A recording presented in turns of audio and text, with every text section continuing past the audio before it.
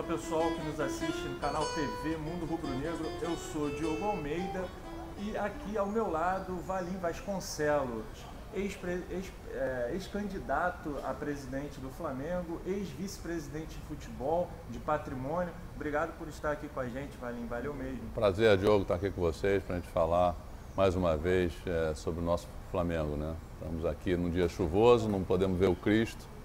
A gente pensou aí na Boca, mas problemas técnicos aqui do Diogo. Acabamos na Capela São Judas Tadeu, mas estamos aqui dentro da Gávea, é um prazer estar aqui.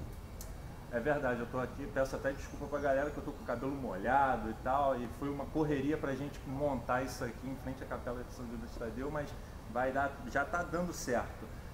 Valim, eu gostaria de começar pela gênese, né? Pela gênese da Chapa Azul. Então a gente teve lá pelo final de agosto de 2012 uma reunião de empresários, assim, uma super turma de grandes empresários bem-sucedidos. E eu gostaria de saber como é que isso tudo, eu sei que você já contou essa história várias vezes, mas eu gostaria, a coisa vai passando, né? O tempo vai passando e tem uma galera nova chegando aí, então eu gostaria que você explicasse novamente de onde que saiu essa ideia, quem foi o grande responsável por aglutinar todo mundo, os bastidores dessa reunião. Na verdade, Diogo, isso começou muito pela indignação que a gente estava, o sofrimento que a gente tinha, principalmente no futebol. E o BAP tem uma frase muito boa para definir isso. Tudo na nossa vida dava certo, menos o Flamengo. E a gente se conhecia fora do Flamengo. E BAP de um lado, Landim do outro, Godinho do outro, começaram a conversar, Langoni, fala, a gente tem que fazer alguma coisa, precisamos entrar no Flamengo, o que a gente faz, etc e tal. E aí, em um certo momento, eu fui envolvido também. E aí começou o grupo, falou, olha, vamos entrar lá, vamos chamar as pessoas boas, as pessoas que têm credibilidade. O que o Flamengo precisava? Principalmente credibilidade, né? A questão do dinheiro. O dinheiro vem depois, mas a credibilidade é tudo, né? E gestão. Então, se você tiver credibilidade e gestão, e eu falava, as pessoas me comentavam, pô, você é maluco, está no Flamengo. Eu falo, olha, se o Flamengo, com a torcida que tem, não der certo, nada vai dar certo. Eu tenho certeza que a gente consegue consertar aquilo lá, colocando gestão e usando a credibilidade dos nossos nomes para a gente poder melhorar, aumentar patrocínio, renegociar a dívida, enfim, fazer todas as mudanças que são necessárias e que o Flamengo precisava naquela época. Então, assim começou. Entramos na eleição de 2012 não acreditando que a gente ia ganhar. Efetivamente, nosso plano era para ganhar em 2015, 2012 era pegar um pouco de experiência política, que a gente não tinha essa experiência política no Flamengo. E, surpreendentemente, né, por um lado, a gente teve uma votação expressiva, ganhamos a eleição, implementamos as mudanças que precisavam no Flamengo, as pessoas, os nossos fornecedores, os nossos patrocinadores, os nossos financiadores, os funcionários do Flamengo acreditaram no projeto e deu certo, né? A gente não tinha... O que me surpreendeu foi quão rápido deu certo. A gente esperava uns 5 anos para tudo normalizar. Em 2 anos, final de 14, já estava tudo resolvido, dívida equacionada, patrocínio alcançado, receita crescendo ano a ano. E isso foi uma satisfação pessoal para todos nós de podermos ajudar o Flamengo. Então, foi isso. Quem você acha que foi o principal responsável por aglutinar, reunir tantos homens poderosos assim? E como esse movimento chegou até você efetivamente? Não, chegou a mim através do Landim. O Landim estava em contato com o Godinho, o BAP estava em contato com o Langoni, em algum momento eles se encontraram e eu já vinha manifestando para o Landim a vontade da gente entrar e tal, e um dia ele me ligou, falou, Valim, estamos aqui montando a chapa e você é o único que tem condições de ser candidato a presidente. Nenhum de nós aqui tem ainda tempo tempo de profissional e tempo de sócio para ser candidato, você topa vir, etc e tal. Eu falei, óbvio que eu topo. E pelo Flamengo a gente topa tudo, né? E eu fui. E é assim que a coisa começou. Beleza. Quando você lançou sua candidatura, em agosto de 2012, deu uma declaração confessando que só tinha entrado no clube para comprar camisa para seus filhos. Dizia ainda que pouco entendia como funcionava a política aqui dentro, né? Aquela candidatura acabou sendo suspendida, né? A gente teve problema tinha um problema ainda de tempo de associação, e isso controvérsia. Controvérsia.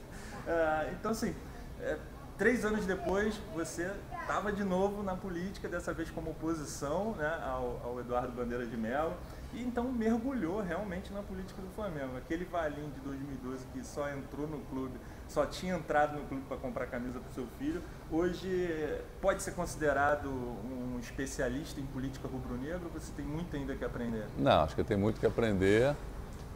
Eu tenho tido bastante convivência com pessoas da antiga política do Flamengo, que ainda estão aqui, que deram sua contribuição para o que o Flamengo é hoje. Pessoas também da nova leva de, entre aspas, políticos aqui do Flamengo. Então é sempre um aprendizado, Diogo. Acho que a gente nunca sabe tudo sobre o Flamengo. Tem sido uma experiência muito rica nessa convivência, negociações, entender o clube.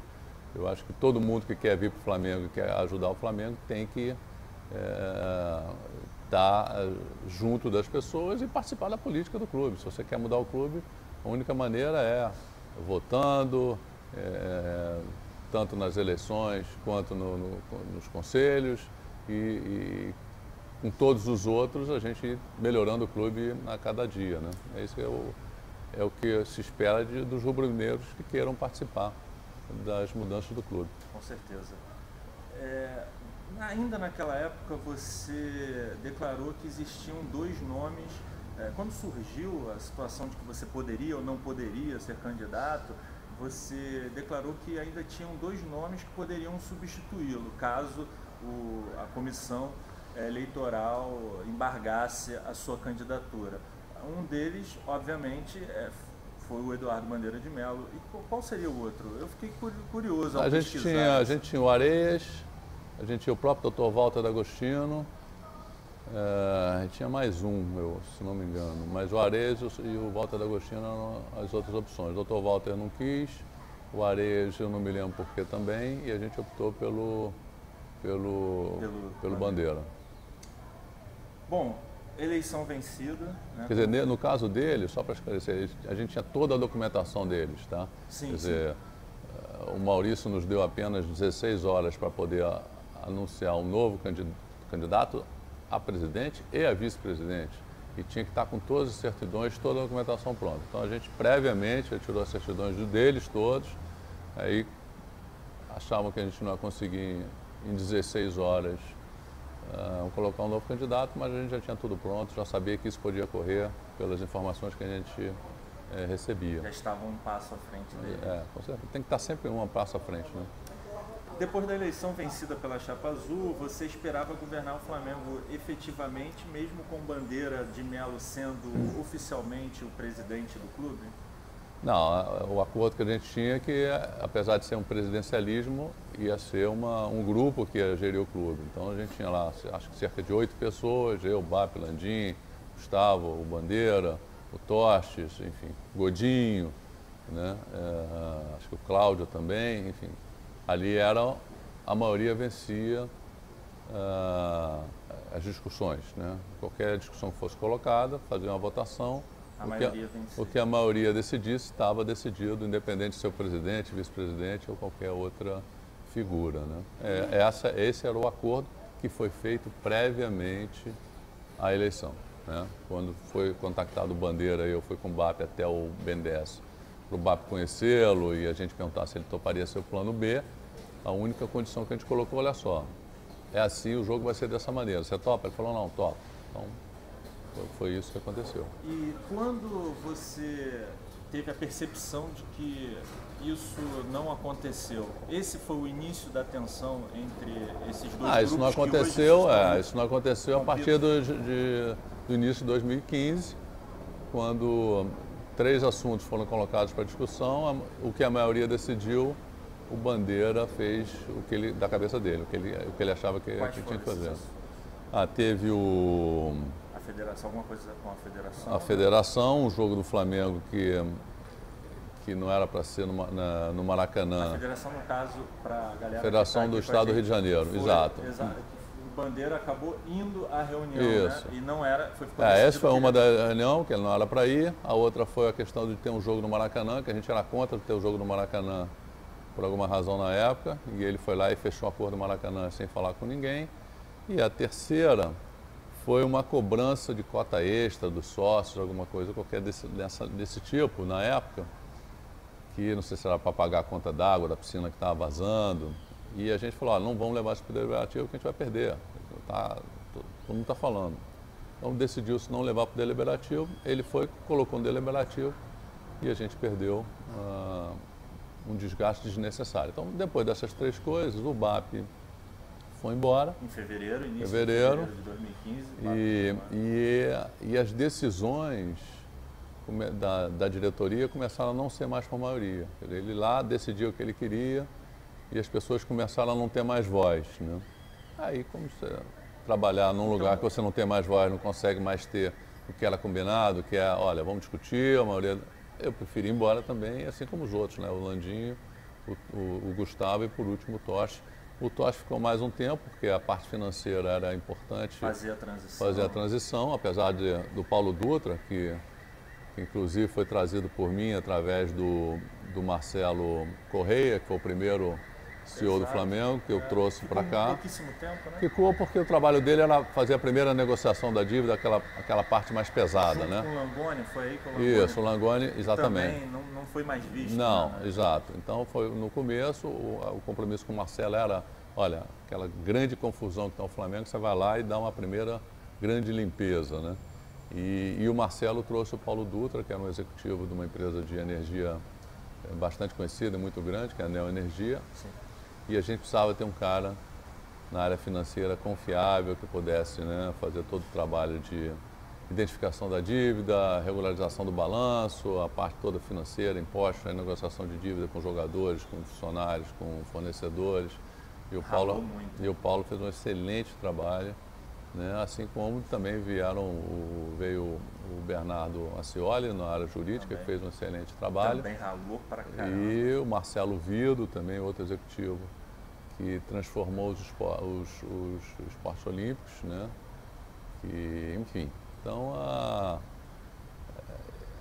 a cisão se deveu exatamente a que as decisões começaram a se concentrar muito no presidente, os outros vice-presidentes não tinham mais voz ativa, então a gente achou melhor sair, né? Para ficar com figura decorativa, então, vale a pena. Só para ilustrar para o pessoal que está vendo a gente, como é que era uma reunião no Conselho Diretor? Você imagina o torcedor comum do Flamengo, quanto ele fantasia uma reunião do Conselho Diretor, né? Aquela coisa, como é que são colocadas as pautas, e aí tem a votação, e aí num determinado momento, nessa altura, né, quando você fazia parte, uma pauta como essas que você exemplificou, não foram, enfim, teve uma decisão X, e como é que depois disso ficou, sabendo os outros vice-presidentes que ficaram, você acha que eles viraram apenas, sei lá, figurantes ali no Conselho Diretor, porque já, como você falou, o Bandeira apenas fazia o que dava na telha dele? Essa parte política ele fez o que dava na telha dele em relação, principalmente à federação, e na reunião que ele foi insultado lá pelo presidente da federação, foi um desgaste desnecessário para um presidente do Flamengo, não precisava daquilo, né? Acho que a nossa ideia era preservar o presidente e colocar lá uma pessoa que pudesse ter voz ativa na federação, o Michel Assef, que era a pessoa que a gente tinha pedido para ir lá, então o Michel era um dos vice-presidentes de relações externas, a gente pediu para o Michel ir, no meio um pouco antes da reunião, o Michel ligou para o BAP e falou, olha, o presidente resolveu ir. E aí deu no que deu, né? Aquele bate-boca desnecessário. Então começaram é isso que eu te falei, ele começou a tomar a decisão da cabeça dele. No final de 2014, né? Não, ele foi no começo de 2015. Começo de 2015, você ficou até julho. Fiquei até junho, julho, por aí. Isso, foi. Esses 6 meses você participou de algumas reuniões do Conselho Diretor? Participei que são as famosas reuniões de segunda-feira? Participei, mas enfim, praticamente não tinha nenhuma voz ativa mais. Nem eu, nem o Landim, nem o Gustavo. E aí você achou que o Bandeira, sem querer te cortar, desculpa, claro, você achou que o Bandeira formatou um grupo e as decisões eram meio que tomadas antecipadamente? Exatamente. Já iam para lá já com a decisão tomada. E aí não tem sentido mais você, né, dispor do seu tempo para ajudar no Flamengo se o que você está lá não... Se a sua participação não é ouvida ou não é, enfim, levada em consideração. Então foi isso que aconteceu.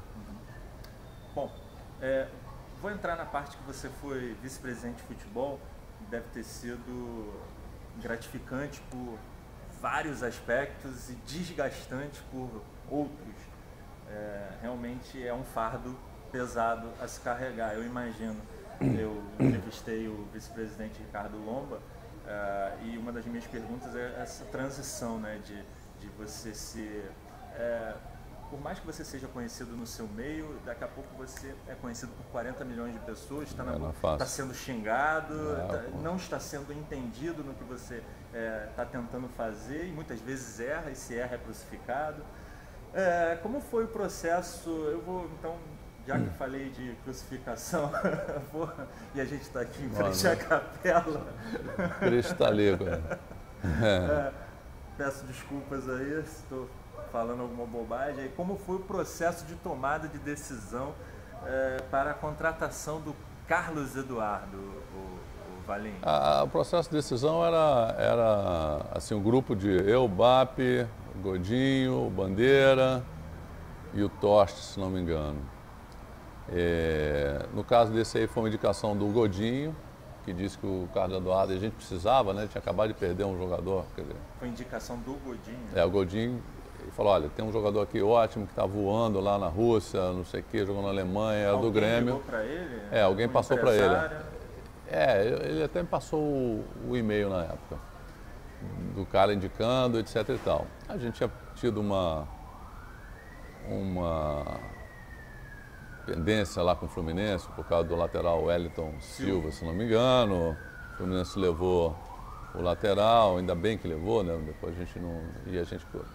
E aí o Carlos Eduardo estava sendo pretendido pelo Fluminense, pelo Internacional, se não me engano, pelo Santos, e essa pessoa nos indicou pelo Flamengo. Falou, não podemos perder o Fluminense de jeito nenhum, um jogador muito bom, a gente precisa de um cara assim, de um jogador que venha para dar um impacto na torcida, etc e tal. E foi escolhido o Carlos Eduardo, né?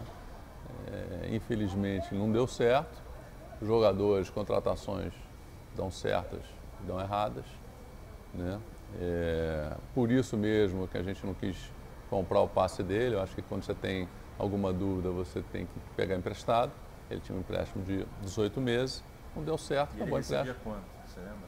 A salário dele devia ser, sei lá, 400, por aí, em torno disso. É que a grande crítica foi essa, né? O Flamengo entrou num leilão, pagou muito acima do valor de um jogador que vinha machucado.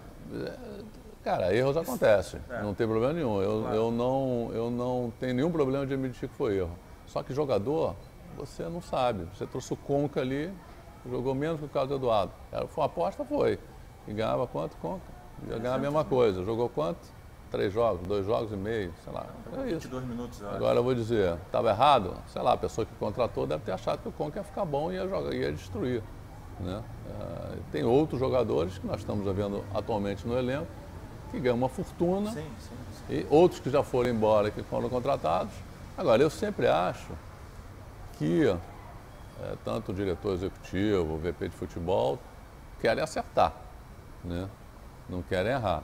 Agora, quando erra, é melhor admitir que errou do que ficar insistindo no erro, né? Que foi, durante algum tempo, aí, alguns jogadores que a gente manteve, né? Beleza. Vamos lá. Bom, um outro problema que aconteceu durante a sua gestão na pasta do futebol foi a questão do André Santos, né? A escalação do André Santos. Claro. E aí a gente entra com a vice-presidência jurídica também e tudo mais.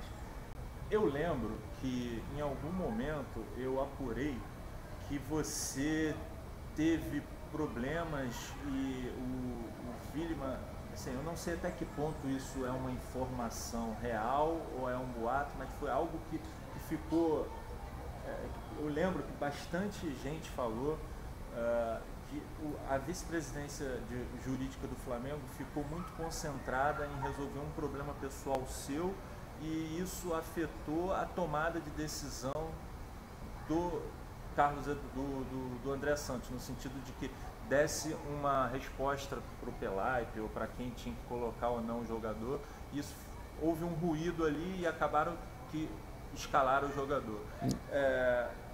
Essa distração atrapalha. Houve mesmo essa distração? O Williman, ele não teve tempo de se debruçar no regulamento da CBF e dar a sua decisão, né, o seu parecer se poderia ser escalado ou não o jogador por conta de um problema pessoal seu, ou foi simplesmente uma manobra, o jogador tinha, enfim. Gostaria que você falasse sobre isso. Não, eu não pedi ajuda ao vice-presidente de futebol, pedi ajuda ao Flávio Williman. Tá? Eu que trouxe o Flávio Williman para o Flamengo, inclusive uma discussão forte com o Godinho, que queria trazer uma outra pessoa, e o Williman, eu que banquei o Williman como vice-presidente do Flamengo, e eu precisei da ajuda dele para um problema meu, mas não do vice-presidente de futebol, precisei da pessoa física, Flávio Williman.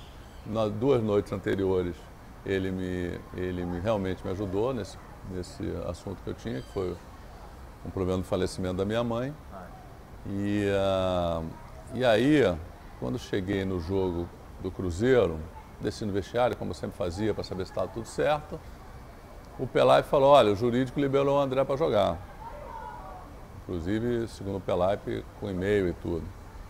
Aí eu falei, olha, se o jurídico liberou, pode jogar, o último jogo, não tem problema nenhum, jogo de festa, etc e tal.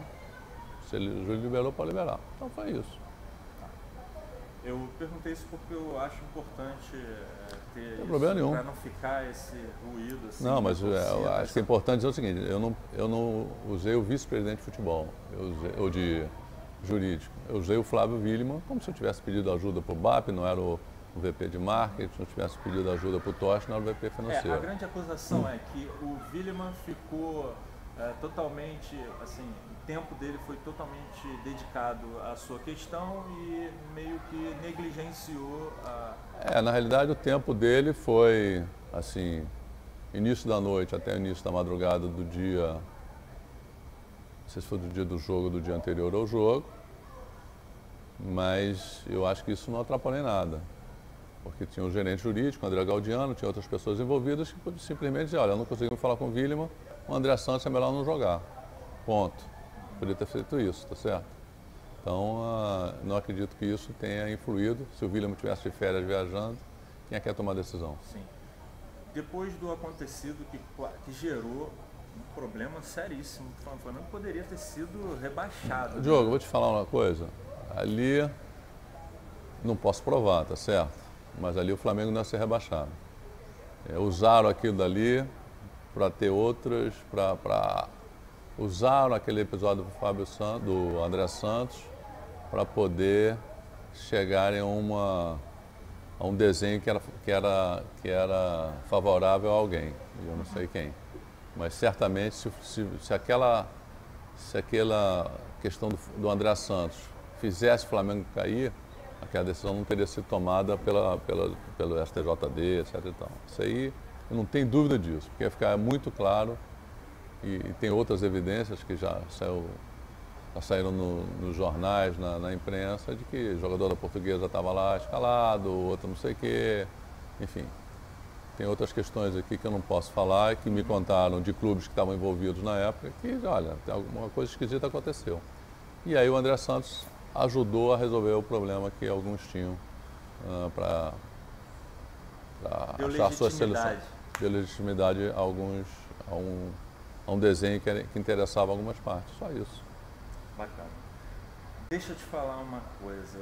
Você, se voltasse a ser vice-presidente de futebol do Flamengo em 2019, você é vice-presidente de futebol do Flamengo, Com dinheiro, né? Pô, Lomba tá feliz, rindo daqui a aqui, cheio de grana. E aí você resolve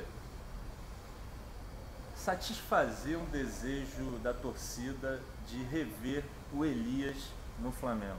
Você confiaria a negociação ao pai do Elias novamente? Não, o pai do Elias não tem problema nenhum. O único problema, quem teve foi o presidente do Sporting, ou os dirigentes do Sporting, né? O pai do Elias estava tudo certo. Ele não atrapalhou a sua negociação? Nada, tanto... Para poder, sei lá, colocar o filho dele no Corinthians logo depois? Não, de jeito nenhum. Plano maligno? Não, de jeito nenhum.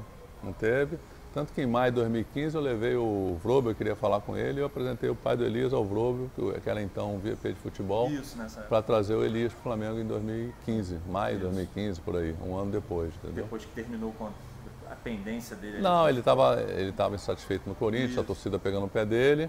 Em maio de 2015, não 14. 14 ainda ficou mais uns 2 ou 3 mesezinhos no Sporting, não vingou. Não vingou, aí não fechou com a gente, porque eles queriam mais 5 jogadores da nossa base, depois de tudo fechado. Você lembra que jogadores eram esses? Cara, eu sei, além da base tinha o Samir e o Luiz Antônio, e eles podiam escolher mais 3 jogadores da base. Se não servisse, eles podiam escolher outros de novo, devolver e escolher outro. Então a gente falou, olha... Hoje você faria esse negócio? De jeito nenhum, continuo fazendo. Imagina se ele pega o jogador da base. Eu quero o Lincoln, eu quero o Vinícius Júnior, eu quero não sei quem. Como é que faz? Né? Então, foi uma decisão que não foi só minha. Né? O Bandeira, na época, foi até que mandou a carta para o presidente do esporte desistindo do negócio. Mas teve o BAP envolvido, o Tostes, o Williman, o Landim, todos nós fomos contra. Uma decisão todos nós fomos contra a incluir mais 5 jogadores na negociação, que já era pesada para a gente, né? 4 milhões de euros por 50% do passe do Elias. Né? Valia a pena, valia, porque o Elias era um jogador. Da galera, era um jogador que tinha dado certo no Flamengo e tudo, né? E mesmo sem dinheiro, a gente fechou aquilo ali e ia buscar o dinheiro depois. Né? E ainda teve a situação de você ter declarado que isso ficou bem marcado, né? Essa que final o dinheiro da Exato. Final da... Sim, mais 4 milhões de euros. Seria o dinheiro. Só que os caras queriam mais 5. Eles queriam mais 5 jogadores. O dinheiro tinha. Eles não aceitaram o dinheiro. E depois levaram o calote do Corinthians, levaram o calote do Atlético Mineiro. Muito espertos, né? E assim, tá? E os portugueses, se tivessem vendido para o Flamengo, certamente tinham recebido o dinheiro. O Elias estava feliz, o Flamengo estava feliz, o Sport estava feliz porque tinha recebido. Mas numa negociação, quando se quer ter a esperteza de, olha, vou incluir mais uma coisa aqui, outra coisa ali. Aproveitando o momento ali. Quis se aproveitar, exatamente, o momento emocional, que a torcida queria o Elias, o Flamengo ia fazer tudo para trazer o Elias. Cada vez que a gente fechava uma coisa, eles incluíam uma coisa adicional. E aí chegou um momento que, olha, isso que vocês querem aqui não tem menor condição. Fiquem com o Elias e tudo.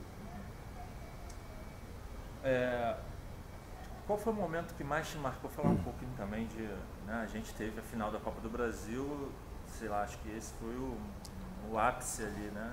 Eu não sei se foi o ápice, mas qualquer conquista para mim foi boa. Copa do Brasil, Campeonato Carioca também, que aquele último gol no último minuto para mim foi muito emocionante. A Copa do Brasil teve uns 2 gols lá aos 41, 43 e 47, etc e tal. Então, para mim, que nunca tinha sido dirigente de futebol, e é uma dificuldade, talvez tenha sido a função mais difícil que eu já tive na vida, porque você conta muito com o estado da arte, né? Você não conta com... aquilo não é... olha, 2 mais 2. Aquilo 2 mais 2. Não tem um manual daquilo. O que vai dar certo, o que vai dar errado, os caras vão estar na trave, vai estar para fora, você vai fazer o gol. Né? Exatamente. Então, contratações vão dar certo, não vão dar certo. E aquele era um momento horroroso, né? A gente começou muito mal o ano, o Campeonato Carioca horroroso, enfim... Mas a Copa do Brasil em 2013, foi assim, uma emoção enorme. Eu nunca tinha esperado na minha vida, né, antes de vir para o Flamengo, que eu pudesse ser vice-futebol e que pudesse dar um título, ajudar, né, porque eu não joguei, enfim, teve outras pessoas na comissão técnica, o Pelaipe, enfim, que a gente pudesse dar para a torcida do Flamengo um título já no primeiro ano, com toda a confusão que a gente tinha, com um elenco pouco qualificado, mas com um elenco com vontade, com compromisso, que os caras correram, se dedicaram. né? E teve um ponto, um evento importante, que foi logo depois da demissão, que o Mano pediu demissão. A gente teve uma conversa no CT com o time todo, que aí eu vi que as coisas iam andar, porque os jogadores, pela primeira vez, declararam, falaram, se cobraram. Eu falei, olha, agora vai, e efetivamente aconteceu, né? Classificamos para a Libertadores. A gente realmente não tinha muita expectativa, mas pelo menos para passar pela primeira fase a gente tinha. Achava que podia ter passado. Perdemos ali jogos bobos, um que o Amaral foi expulso, o outro que o Samir escorregou. Aqui no Maracanã empatar, depois de estar ganhando de 3-1 e deixar os caras empatarem. Enfim, esse é o futebol, né? A gente acha que vai numa coisa e não vai. Então, algumas contratações que não deram certo. Para mim, a do Lucas Mugni foi a pior contratação que eu fiz, pior que Carlos Eduardo, que era um jogador que eu tinha muita esperança, nós tínhamos muita esperança, um argentino, e chegou aqui, não quis nada, quis ir para a vida, aproveitar a vida dele. E o Campeonato Carioca, né? Que foi uma emoção enorme de ter feito aquele gol no último minuto e a gente ter ganho o campeonato. Então ali foi minha última grande alegria no futebol, mas dois campeonatos que eu ajudei a conquistar, isso para mim ficou muito marcante na minha vida. E eu, enfim, tive também um pouco de sorte, né? Então, tem que ter, né? Um pouquinho pé quente, pelo menos eu consegui, eu não vou testar isso de novo. Então deixo o meu pé quente lá. E o futebol acho que está bem entregue lá para o Lomba. Eu espero que esse ano, eu já vi algumas mudanças depois que ele entrou. Eu acredito que a gente está muito melhor preparado para a Libertadores esse ano. E amanhã, com o pé direito, que a gente consiga entrar já ganhando e, enfim, se a gente conseguir ganhar os 2, 3 primeiros jogos, já para a gente estar mais tranquilidade para ir para a próxima fase. Então, agora esse assunto de futebol é com o Lomba e que é uma ótima pessoa. Eu torço para que dê certo, que ele tenha sucesso e consiga trazer títulos importantes e relevantes para o Flamengo. De vez em quando você dá uma ligada pro Lomba e dá uma cornetada? Não dou cornetada. Não, quando eu encontro com ele aqui, eu falo, queremos time, fora... eu falo, Lomba, tem que dar pressão, porra. Deixa eu te falar, rapidamente, o Mano, você falou do Mano e ele já deu diversas declarações explicando a saída dele. O que você acha exatamente que rolou ali? Cara, muita gente já sabe o que rolou, foi um problema pessoal dele, não foi nenhum problema com o Flamengo, que ele disse que tinha lá a questão da comunicação, teve um ruído sim, porque o Flamengo tinha um plano de comunicação e ele queria fazer o plano dele, que não necessariamente se encaixava no que o Flamengo queria fazer. Ele ficou chateado. Ele queria falar com alguns jornalistas. Ele queria falar com quem ele quisesse, na hora que ele quisesse, com quem ele quisesse. A gente falou, olha, o Gustavo Oliveira falou, olha, a gente tem um plano aqui de comunicação, vamos tentar encaixar isso tudo dentro do plano de comunicação do Flamengo. É normal isso. Mas ele é implementado até hoje, né? Exatamente, tá certo. É a mesma coisa de chegar hoje aqui e mudar a comunicação do Flamengo, o jogador vai falar sem camisa, ou vai falar não sei o quê, ou falar com o jornalista na hora que quer, ou só fala com um jornalista. Não pode, você tem que seguir o plano que o clube determina, tá certo? Obviamente, podendo ajustar, não tem problema nenhum. Então, ele colocou isso e colocou que o jogo, a outra coisa que ele falou, que os jogadores vêm para a noitada. Olha, não chegou a mim e o Pelaipe disse que nunca chegou a ele. Se tivesse chegado algum jogador que foi para a noitada, e certamente o jogador seria ou punido, ou, enfim, teria alguma ação da diretoria, primeiro do Pelaipe, que era um cara assim, cuidava da disciplina como poucos, né? Gauchão, militar. Olha, e, enfim, por um lado ele cobrava, por outro lado ele defendia os jogadores também. O Pelaipe é um profissional que... Então, se tivesse qualquer coisa desse tipo, certamente ele teria tomado providência e teria chegado até mim também. Então, o problema do Mano, que eu vim saber um ano e tanto depois, porque ele não falou comigo, não me atendeu nenhuma vez, vim saber por terceiros, é um problema pessoal dele. E cabe a ele dizer se ele quiser. Valim, entrando aqui rapidamente numa questão que foi muito explorada já enfim, você já tinha saído da gestão e eu queria que você me dissesse, você já foi do Soflá, né? Você já foi do Soflá. Fui expulso sem saber. Você foi expulso sem saber. Eu queria que você me dissesse se aquele áudio vazado pelo Soflá, assim, né, foi dito, ninguém disse que foi vazado pelo Soflá oficialmente, mas existe essa desconfiança. Bom, eu não sei, mas o que eu falei na reunião do Soflá foi. Foi numa reunião do Soflá, isso. Ah. Vamos lá. O áudio vazado na reunião do Soflá, tá?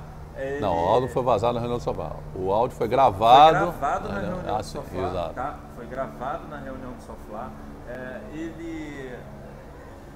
O que ele marcou o fim do diálogo, de fato, com essa... E te deu vamos dizer, uma postura mais agressiva em relação à situação do Flamengo? Olha só, o combinado que eu tinha com o Bandeira, depois que houve a separação, era que a gente ia fazer uma campanha de alto nível, que eu acho que o Flamengo merece uma campanha de alto nível. Aí começou a vazar áudio, e alguns jornalistas falavam, vem, fulano aqui veio me oferecer o áudio. E eu não peguei, eu não quis, até que ele encontrou uma pessoa que quis, tá certo?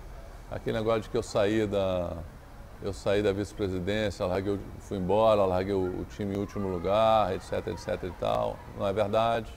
Saí, já era para eu ter saído no final do ano, depois no final da Libertadores. O presidente pediu para eu ficar até o final, até a Copa, e eu não poder me dedicar. Então, o que ele falou, que eu tinha afundado o barco e saído, que nem lá o comandante, foi uma indelicadeza, enfim, não vou nem comentar mais o que foi aquilo. E o áudio também, é a mesma coisa. Você vai numa campanha política aí, de sempre vazar um áudio aqui. Vou dizer que eu não falei? Falei. Assim como um jogador perde um gol, xingo ele de filho disso, filho daquilo, quer dizer que eu acho o cara daquilo? Não, é questão na hora da emoção, na hora do desgaste, você fala qualquer coisa.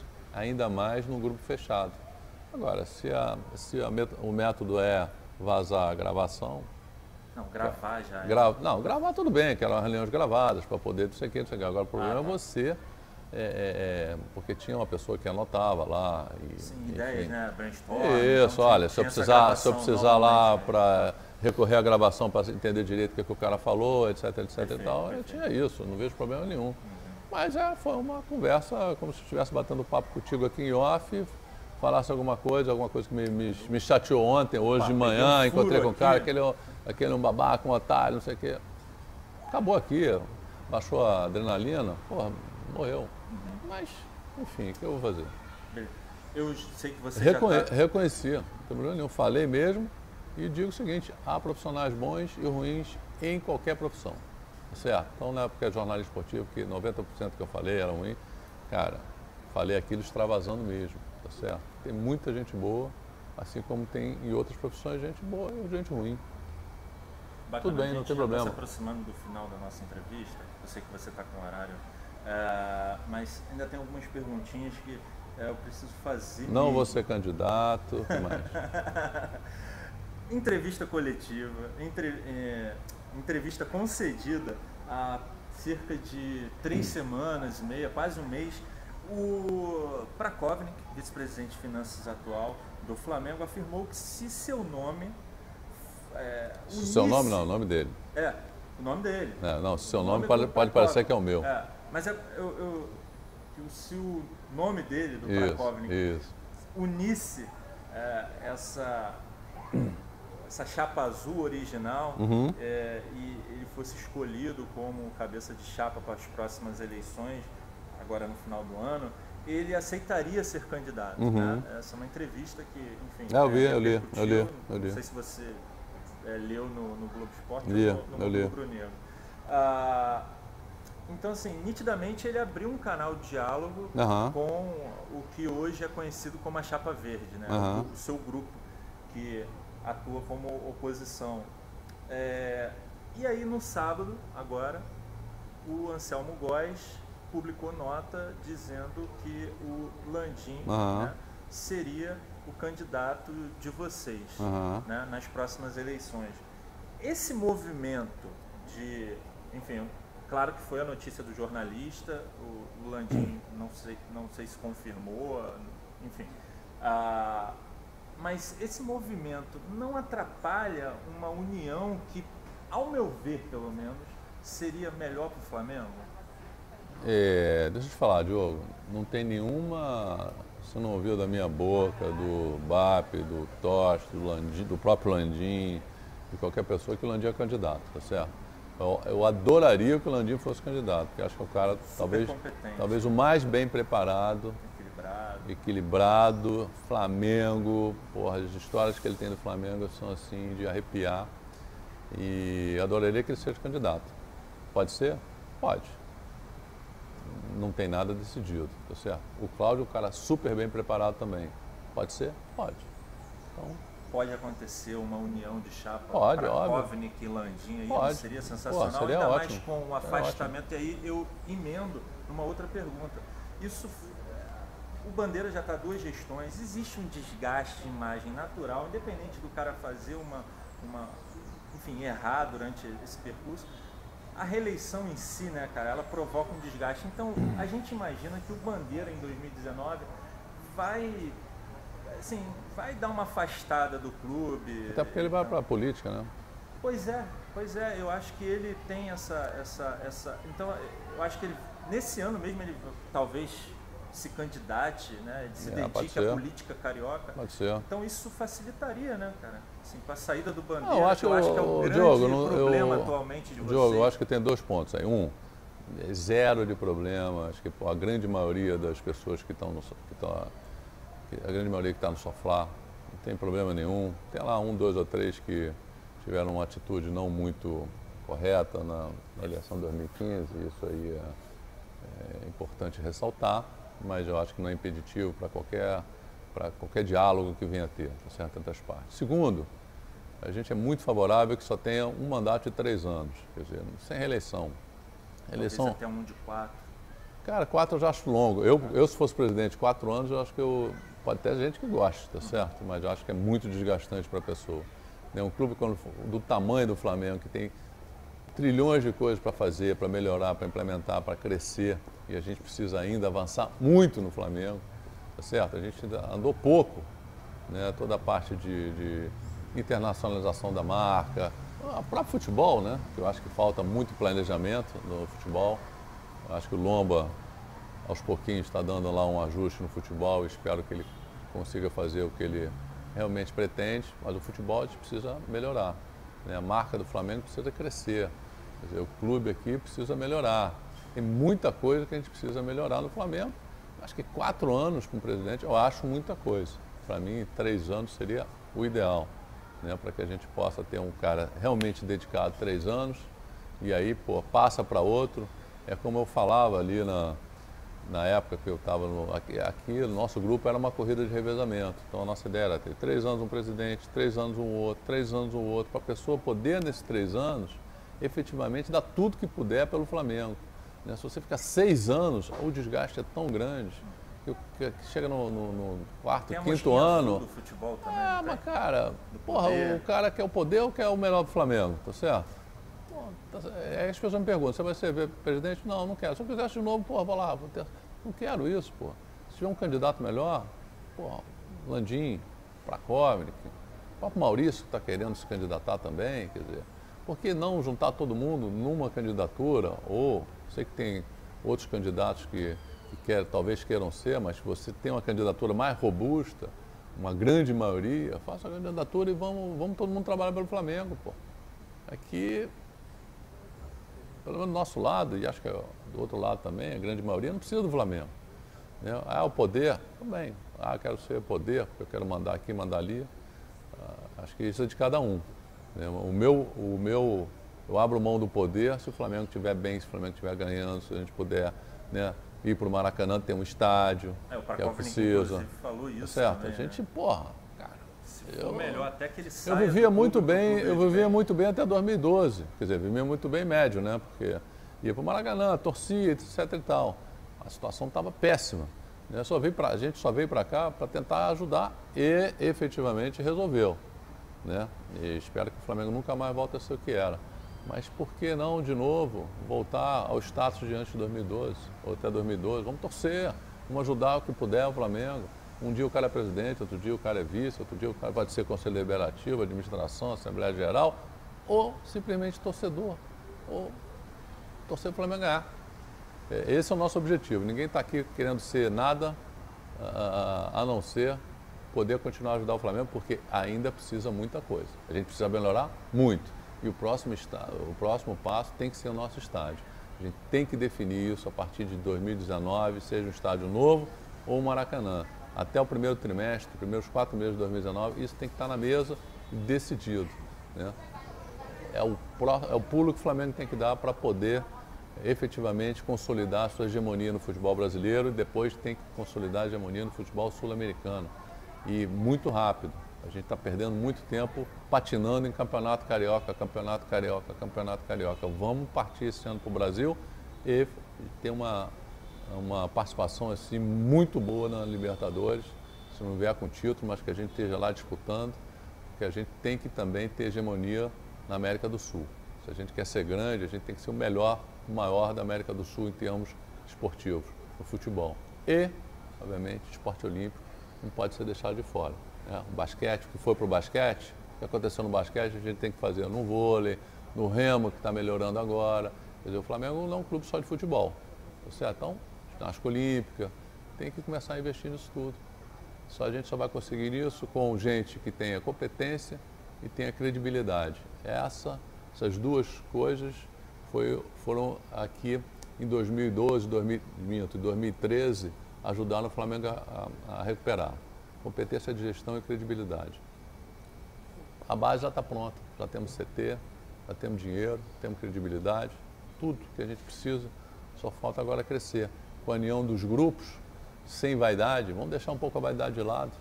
Vamos lá, trabalhar pelo Flamengo. Tem espaço para todo mundo. Né? Não tem espaço para os 40 milhões. Os 40 milhões ficam torcendo, passando energia no estádio, em casa, onde for.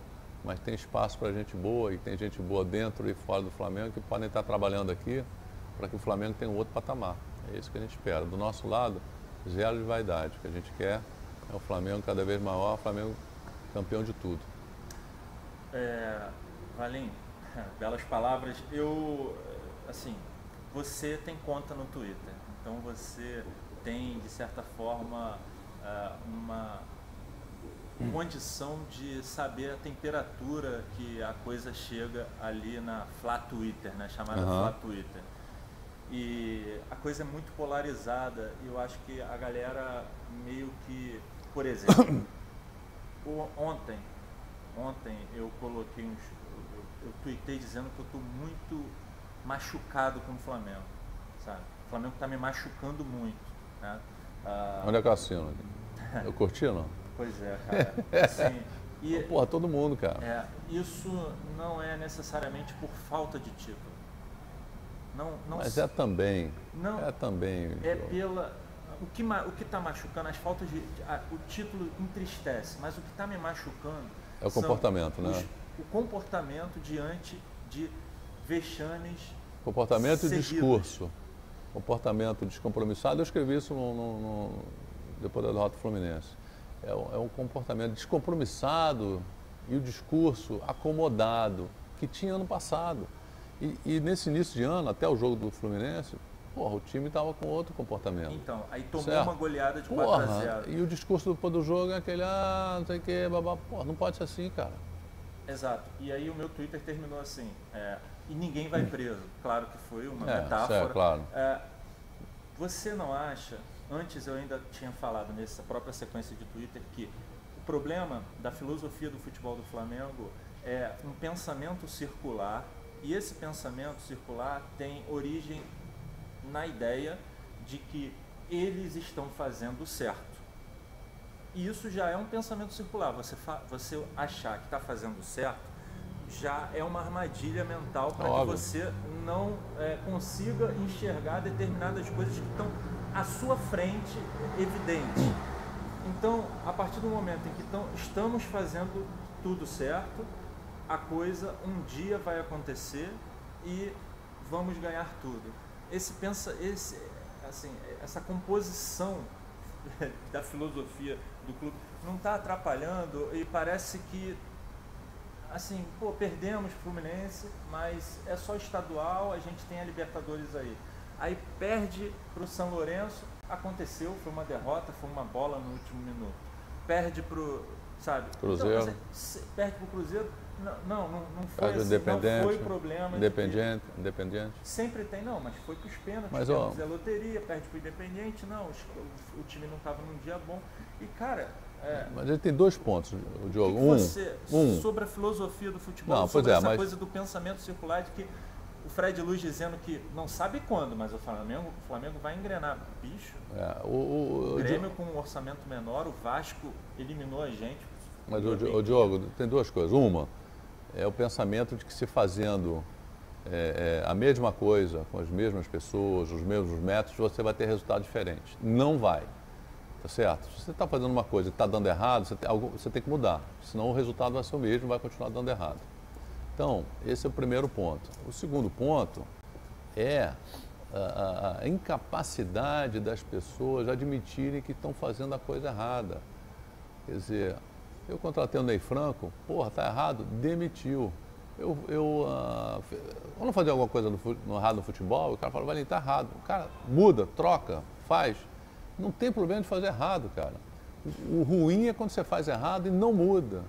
Então, se você faz errado, pô, as pessoas te mostram que você está errado e você muda, isso é uma virtude.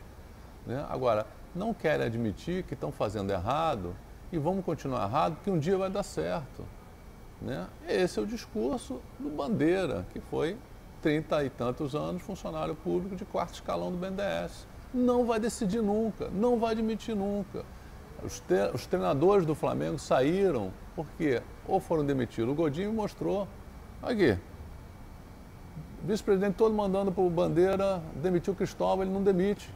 Pô, foi uma pressão incrível para demitir, não demite. O Zé Ricardo saiu porque não aguentou a torcida no pé dele. A mesma coisa com o Márcio Araújo. A mesma coisa com os protegidos, etc e tal. Cara, não está dando certo. Agora você vai ter Rômulo e Giovânio. Os caras. Você acredita isso é uma certeza que ele tem de um trabalho que vai dar certo ou a dificuldade de decidir? Vou perguntar novamente. Você acha que o Bandeira ele deixa a corda esticar? Não sabe decidir, e vira amigo das pessoas. Não é por acreditar na... Diogo, eu posso ser teu amigo e a gente tomar um chopp ali. Se você fosse meu funcionário e você não estiver trabalhando, eu falo, Diogo, desculpe, cara, mas tu não está entregando o que eu quero. Continuamos amigos, mas você vai. O Jaime ficou pau da vida comigo, porque eu demiti. Me xingou e falou, etc e tal. Eu falei, cara, não está funcionando? Jaime, desculpe, vou ter que ir embora. Eu demiti o Pelaipe. Pelaipe, porra, Valinha, essa decisão sua. Continua meu amigo Pelaipe. Porra, mas ele viu que não estava funcionando. Falou, Valinha, não está funcionando, beleza, estou indo embora. E não foi uma decisão minha, foi uma decisão do grupo. Tá? O grupo falou, olha, vamos tirar o Pelaipe e o Jaime. Falei, beleza, deixa comigo. Eu vou lá e faço. Você tem que fazer o que é melhor pro Flamengo. Não é porque o cara é teu amigo, não é porque você acha que vai dar certo, porque está tudo errado. Se for bom pro Flamengo demitir o Fred Luz, demita o Fred Luz. Se for bom demitir o Caetano, demita o Caetano. Você não pode continuar. Aí você junta, as pessoas viram seus amigos, pô, não vou demitir porque o cara é meu amigo. Como é que faz? E o Flamengo? Ah, o Flamengo, tudo bem. Continua pagando, né? O episódio do Ederson, acho errado. O Ederson, porra, ótima pessoa, ótimo jogador, não deu certo, se machucou, problema grave. Vou renovar o cara por 6 meses. Esse dinheiro é do Flamengo. O Flamengo não é instituição beneficente. Pô, vamos ceder ao Ederson, você tem todo o nosso apoio aqui. Pode usar o CT, pode usar os nossos profissionais, tudo que você puder a gente vai te dar um apoio. Mas não pode renovar o salário. Tá certo? Né? Então, o Júlio César, tá bom, o Júlio César veio por 3 meses, salário simbólico, maravilha, até concordo. Que é um ídolo, um cara que, porra, prestou enorme serviço no Flamengo, quer encerrar a carreira no Flamengo, maravilha. Então, a gente tem que tratar as pessoas, primeiro o Flamengo, o interesse do Flamengo está em primeiro lugar, não é o interesse das pessoas e dos amigos.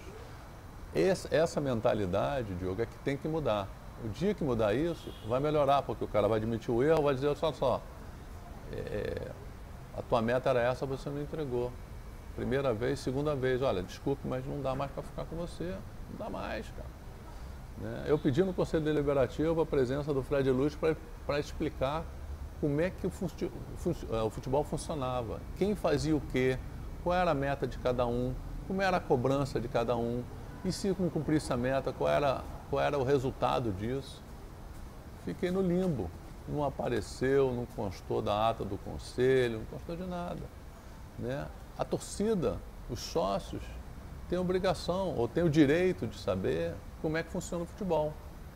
E por isso que a minha esperança, o Lomba está lá, porque o Lomba é um cara que tem experiência de cargo de chefia, um cara que sabe mandar, um cara que sabe cobrar, né? Quer dizer, eu não o conheço profissionalmente, mas foi o que me disseram, que as coisas começam a funcionar no clube, lá no futebol. Tá certo? Porque se continuar a confraria de amigos, a gente vai continuar decepcionado, não só por não ganhar títulos, mas pelo discurso acomodado, pelo comportamento descompromissado dentro de campo. Cara, times muito piores do que esse davam a alma pelo clube, pelo time dentro de campo, com salários atrasados. Né? Então, você está machucado, você e mais 39.999.999, porque é inadmissível que o Flamengo continue com esse marasmo. Mas eu tenho esperança. Né? Eu acho que foi uma triste coincidência o que ocorreu no Fla-Flu. Os jogos anteriores eu vi o time com vontade de pegada, um esquema que não tinha, há 3 anos esse time não tinha esquema, o Carpegiani, que eu não sou a favor dele, mas pelo menos montou lá um esquema, o time sabe como é que joga, sabe quais são as peças, cada um sabe o que tem que fazer. Então isso é que me dá a esperança de que a gente tenha um bom desempenho, não só na Libertadores, mas também no Campeonato Brasileiro e na Copa do Brasil. É isso que a gente espera, né? A gente tem que estar sempre torcendo. De novo, vamos tentar que o Flamengo consiga politicamente se entender, porque aí fica mais forte e aí isso passa para dentro do campo, para dentro das quadras, para dentro da lagoa e o Flamengo volte a ser, né, campeão de terra e mar. Cara, obrigado pela entrevista. Obrigado, Diogo. Obrigado a vocês pela paciência. Quem tiver paciência de ter assistido até o final, um abraço para todo mundo e amanhã uma noite feliz para todos nós com uma grande vitória.